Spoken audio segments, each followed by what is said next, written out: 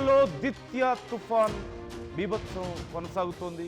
సుమత్రా ద్వీపంలో కొండ చర్యలు విరిగిపడి 303 మంది ఇప్పటికే మృతి చెందినట్లుగా తెలుస్తుంది. భారీ వరదల్లో 279 మంది గల్లంతయ్యారు. నీట మునిగి అనేక నగరాలు ప్రజలు నానావస్థలు పడుతున్నటువంటి పరిస్థితి కనిపిస్తుంది. ఇప్పటికే జనజీవనం స్తంభించిపోయింది. చాలా ప్రాంతాల్లో రోడ్లు, కమ్యూనికేషన్, మౌలిక సదుపాయాలు పూర్తిగా ధ్వంసమైనట్లుగా తెలుస్తుంది. హెలికాప్టర్ల ద్వారా సహాయక చర్యలు చేపడుతోంది రెస్క్యూ సిబ్బంది. ఇప్పటి వరకు 80,000 మందిని రెస్క్యూ చేసినట్లుగా సమాచారం అందుతోంది. ఎంతమంది ప్రాణాలు కోల్పోయారు, ఎంతమంది గల్లంతయ్యారు అనేది కూడా కనీసం తెలియడం లేదు. సిచ్యువేషన్ చాలా భయంకరంగా ఉంది. ఇప్పటికీ మీరు స్క్రీన్లో చూస్తున్నారు, ఎక్కడ చూసినా సరే నీరే కనిపిస్తోంది. వరద ప్రవాహం, ఇళ్ళు కొట్టుకుపోతున్నాయి, ఊళ్ళే కొట్టుకుపోతున్నటువంటి పరిస్థితి కనిపిస్తుంది. అధికారులకు ఎన్నో కాల్స్ వస్తున్నాయి, ఎంతో మంది రిక్వెస్ట్ చేస్తున్నారు, మాకు సహాయం కావాలి, మమ్మల్ని రక్షించండి అంటూ. కానీ అధికారులకు రీచ్ అవ్వలేని పరిస్థితి కనిపిస్తోంది. మరికొంతమంది ఇళ్ల మీద ఎక్కి వెయిట్ చేస్తున్నారు, సహాయం ఎప్పుడు వస్తుందా అని ఎదురు చూస్తున్నటువంటి పరిస్థితి కనిపిస్తోంది. ఈ నేపథ్యంలో మిగతా పక్కనున్నటువంటి ప్రాంతాల్లో సైతం ఇదే పరిస్థితి కనిపిస్తోంది. ఇప్పటికే 80,000 మందిని పునరావాస కేంద్రాలకు తరలించారు. 279 మంది గల్లంతయ్యారంటున్నారు. This is official count. ఇక అన్అఫీషియల్గా అందుతున్నటువంటి సమాచారం ప్రకారం ఇంకా భారీ ఎత్తున చాలా మంది గల్లంతయ్యారని, ఇప్పటికీ వస్తున్నటువంటి మృతుల సంఖ్యతో పోల్చుకుంటే మరింత పెద్ద ఎత్తున మృతులు ఉండేటువంటి అవకాశం ఉంది అంటున్నారు.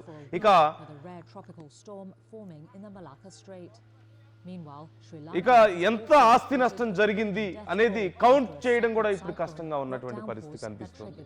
ఎక్కడ రోడ్లు ఉన్నాయో, ఎక్కడ గుంతలు ఉన్నాయో కానీ తెలియని పరిస్థితి. ఎటు చూసినా నీరే కనిపిస్తుంది. ఈ బోట్స్ ద్వారా, చిన్న బోట్స్ ద్వారా అక్కడ సహాయక చర్యలు కొనసాగిస్తున్నారు. అలాగే హెలికాప్టర్స్ ని యూజ్ చేస్తున్నటువంటి పరిస్థితి కనిపిస్తోంది. ఒకసారి మీరు ఉన్నటువంటి సిచ్యువేషన్ ని చూడొచ్చు. ఓవైపు అక్కడ బోట్స్ ద్వారా అక్కడ ఉన్నటువంటి ఈ రెస్క్యూ టీమ్స్ అందరూ కూడా బోట్స్, హెలికాప్టర్స్ యూజ్ చేస్తున్నారు. మరోవైపు కార్స్, బైక్స్, ఏ వెహికల్స్ కూడా ఎక్కడ ఎవరికి దొరకని పరిస్థితి. మొత్తం పూర్తిగా నీళ్ళలో కొట్టుకుపోతూ ఉన్నాయి.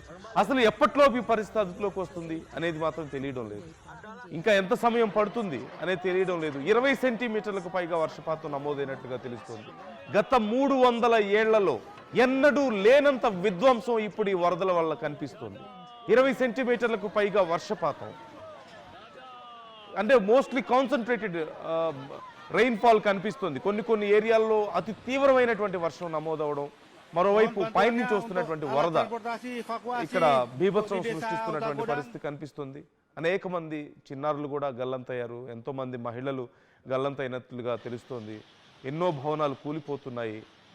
ఇక ఎప్పటిలోపు మళ్ళీ తిరిగి వాళ్ళ గమ్యస్థానాలకు చేరుకుంటారో కూడా తెలియని పరిస్థితి కనిపిస్తుంది. సహజంగా మనం చూస్తుంటాం, వరదలు వస్తే ఒక 1 వీక్ 10 డేస్కైనా సరే పూర్తిగా పరిస్థితి అదుపులోకి వస్తూ ఉంటుంది. కానీ ఇప్పుడు అధికారుల అంచనా ప్రకారం మళ్ళీ తిరిగి కొన్ని ప్రాంతాల్లో వాళ్ళ సొంత ఇళ్లకు వెళ్ళాలి అంటే సుమారుగా 1 రోజులకు పైగా సమయం పడుతుంది అని చెప్పి అంచనా వేస్తున్నట్లుగా తెలుస్తుంది. కొన్ని ప్రాంతాల్లో ఇట్ టేక్స్ 20 డేస్, కొన్ని ప్రాంతాల్లో 30 డేస్ వరకు కూడా సమయం పడుతుందంటూ అధికారులు చెప్తున్నారంటే పరిస్థితి ఎంత భయంకరంగా ఉందో అర్థం చేసుకోవచ్చు. మరోవైపు మరొక 1 వారం రోజులకు పైగా ఈ వరదల ప్రభావం అక్కడ ఉండబోతోంది అంటున్నారు.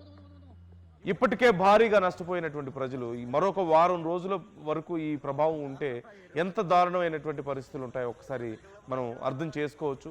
సో ఓవరాల్గా ఇప్పుడున్నటువంటి పరిస్థితుల్లో అక్కడ ప్రభుత్వాలు ఇతర దేశాల్లో నుంచి సైతం హెల్ప్ను ఎక్స్పెక్ట్ చేస్తున్నటువంటి పరిస్థితి కనిపిస్తోంది. పూర్తిగా రోడ్లన్నీ కొట్టుకుపోయాయి. చాలా ప్రాంతాల్లో ఊళ్ళే కొట్టుకుపోయాయి. అంతకుముందు అక్కడ ఒక ఊరు ఉంది అని చెప్పుకోలేని పరిస్థితి ఉంది. చాలా ప్రాంతాల్లో రోడ్లు కొట్టుకుపోయాయి, బ్రిడ్జెస్ కొట్టుకుపోయాయి. చివరికి ఆ స్థానిక ఎయిర్పోర్ట్ సైతం పూర్తిగా క్లోజ్ అయిపోయింది. రాకపోకలన్నీ ఆగిపోయినటువంటి పరిస్థితి కనిపిస్తోంది.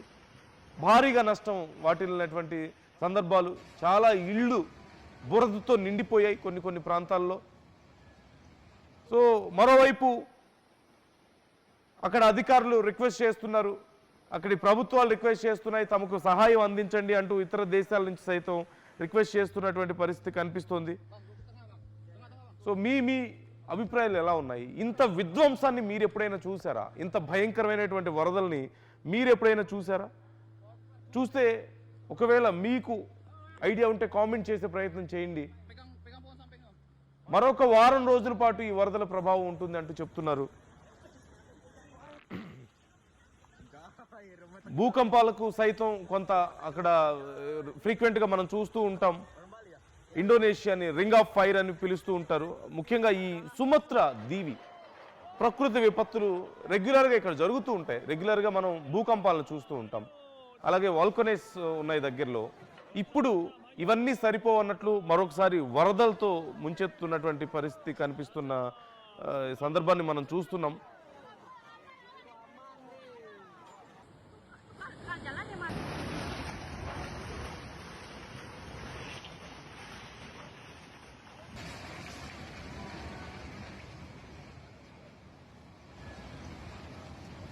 ఇప్పటికీ 279 మంది గల్లంతయ్యారు.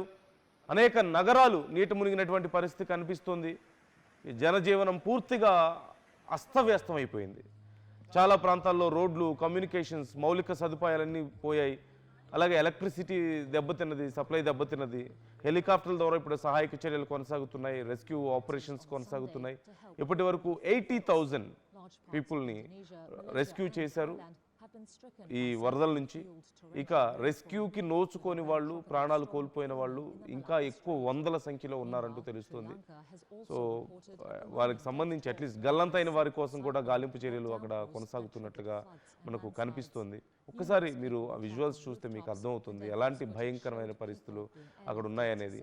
More than 20 centimetres of rainfall నమోదవడం, గత 300 ఏళ్లలో ఎప్పుడూ చూడనటువంటి భయంకరమైనటువంటి వరదలు నమోదవడం, ఇవన్నీ మనం చూస్తున్నాం. ఈ నేపథ్యంలో అక్కడి వాతావరణ శాఖ హెచ్చరికలు జారీ చేస్తుంది.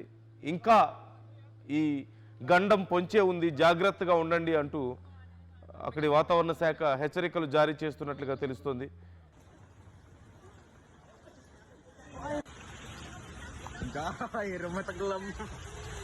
Rumah tenggelam anjay.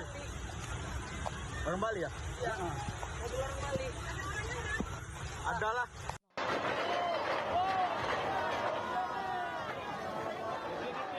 మొత్తం ఇప్పుడు ఈ వరదల ప్రభావం అక్కడ ఉన్నటువంటి ఈ సుమత్రా దీవి పక్కన ఉన్నటువంటి మొత్తం 6 ప్రాంతాల మీద ఉన్నట్లుగా తెలుస్తోంది. ఈ 6 ప్రాంతాలు మోస్ట్ సెన్సిటివ్ జోన్గా ఇప్పుడు ప్రకటించారు. అక్కడ ఎక్కువ రెస్క్యూ ఆపరేషన్స్ కొనసాగుతున్నట్లుగా తెలుస్తోంది. సెంట్రల్ తపనులి, సిబోల్గా, సౌత్ తపనులి జిల్లాల్లో అత్యధికంగా ఈ ప్రాణ నష్టం జరిగింది అంటూ చెప్తున్నారు. ఆస్తి నష్టం కూడా భారీగా సంభవించింది. సుమారుగా 3,000కు పైగా ఇళ్ళు, భవనాలు నీట మునిగాయి అంటున్నారు. ఓన్లీ ఆ ప్రాంతంలోనే 3,000 ఇళ్ళు పూర్తిగా మునిగిపోయాయని చెప్తున్నారు. మరొక 2 ప్రధాన వంతెనలు కూడా అక్కడ కొట్టుకుపోయాయి అంటున్నారు. అలాగే రహదారులన్నీ పూర్తిగా బురదతో నిండిపోయాయి. శిథిలాలు, అక్కడ ఉన్నటువంటి చెత్త చెదారం అంతా పేరుకుపోయి మూసుకుపోయినట్లుగా తెలుస్తుంది. కమ్యూనికేషన్ అంతా దెబ్బతిన్నది. సుమారుగా 80,000 మందిని ఇప్పటి వరకు రెస్క్యూ చేశారు. ఇంకా ఎంతోమంది కనిపించకుండా పోయారు అంటూ కూడా తెలుస్తోంది. అక్కడి స్థానిక జాతీయ విపత్తు ఉపశమన సంస్థ BNPB దీనికి సంబంధించి ఎప్పటికప్పుడు డీటెయిల్స్ రిలీజ్ చేస్తూ వస్తుంది. కాకపోతే ఇక్కడ వీళ్ళ ముందున్నటువంటి అతిపెద్ద ప్రశ్న, ఎప్పటిలోపు ఈ వరదలు తగ్గుతాయి అనేది. మరొక వారం రోజుల పాటు వీటి ప్రభావం ఉండబోతుంది అంటున్నారు. నెక్స్ట్ రాబోతున్నటువంటి మరొక 2-3 రోజుల పాటు ఇంటెన్సిటీ చాలా తీవ్రంగా ఉన్నప్పటికీ కొద్దిగా తగ్గుముఖం పడుతుంది. ఆ తర్వాత సుమారుగా పూర్తి స్థాయిలో సిచ్యువేషన్, ఈ వరదలు తగ్గడానికి ఒక వారం రోజుల సమయం పట్టే అవకాశం ఉంది అంటున్నారు. కానీ తిరిగి జనజీవనం సాధారణ స్థితికి చేరుకోవడానికి మాత్రం నెలకు పైగా పట్టొచ్చు. అంటే వాళ్ళ ప్రాంతాలకు తిరిగి వెళ్ళడానికే నెలకు పైగా పట్టొచ్చు అంటున్నారు. ఎందుకంటే చాలా ప్రాంతాల్లో రోడ్ కనెక్టివిటీ పోయింది, బ్రిడ్జెస్ దెబ్బతిన్నాయి, అలాగే ఎయిర్ సర్వీసులు లేవు. సో తిరిగి కనీసం వెళ్ళలేని పరిస్థితి. వెళ్ళినా అక్కడ ఏమీ మిగలలేదు. వాళ్ళ ఇల్లు కొట్టుకుపోయాయి, ఇంట్లో వస్తువులు ఏమీ మిగలని పరిస్థితి కనిపిస్తుంది. సో ప్రభుత్వం మళ్ళీ ప్రత్యేకంగా వాళ్ళకి ఇల్లు కట్టివ్వాల్సినటువంటి సందర్భం కనిపిస్తుంది. మరోవైపు నదులు ఉధృతంగా ప్రవహిస్తున్నాయి. ఆ నదీ పరివాహ ప్రాంతాల్లో ఇంకా ఎక్కువ సమయం పట్టే అవకాశం ఉంది అని చెప్పి కూడా చెప్తున్నటువంటి పరిస్థితి కనిపిస్తుంది. సో ఇలా దాదాపుగా మరొక అంచనా ప్రకారం చూస్తే సుమారుగా 3,000 కూడా కాదు, అంతకంటే ఎక్కువ వీళ్ళే నష్టపోయి ఉన్నాయని చెప్పి మరొక సంస్థ అంచనా వేస్తుంది అక్కడ.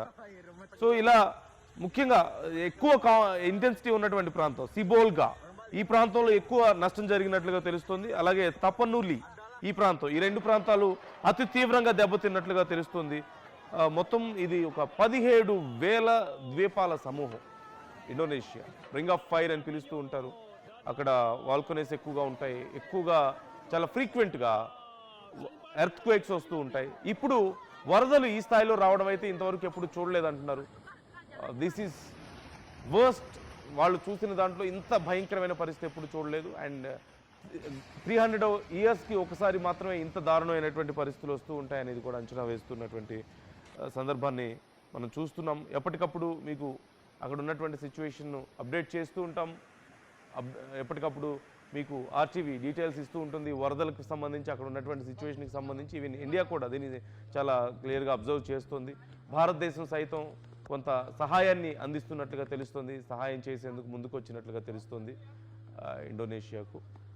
మరోవైపు ప్రపంచ దేశాలు ముందుకు వస్తున్నాయి వాళ్ళకి హెల్ప్ చేయడానికి ఆర్థికంగా, అలాగే అక్కడ ఉన్నటువంటి వాళ్ళకి ఈ ఫుడ్ కానీ లేదంటే కొన్ని రకాల వస్తువులు కల్పించేందుకు ముందుకు వస్తున్నట్లుగా తెలుస్తుంది. మెడికల్ కిట్స్ లాంటివి పంపించడం, ఇలా చిన్నపిల్లలు, మహిళలు, కొంతమందిని స్థానికులే చేస్తున్నటువంటి పరిస్థితి కనిపిస్తుంది. మోస్ట్లీ హెలికాప్టర్స్ చాలా అవసరం అవుతున్నాయి వాళ్ళకి, కానీ తగిన స్థాయిలో హెలికాప్టర్ సౌకర్యం లేకపోవడం కూడా అక్కడ సహాయక చర్యలు లేట్ అవ్వడానికి ఒక రీజన్గా చెప్తున్నారు. బోట్ ఫెసిలిటీస్ కొంత ప్రాపర్గా ఉండడం అనేది కలిసి వచ్చే అంశంగా ఉంది వాళ్ళకి.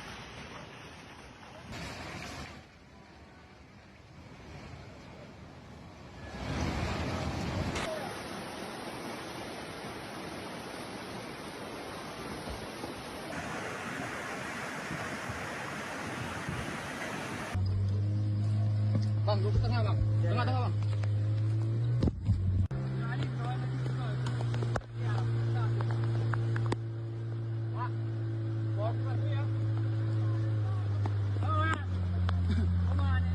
అసలైన తొలి వెలుగు. ఫాలో వాట్సాప్ @తొలి వెలుగు official.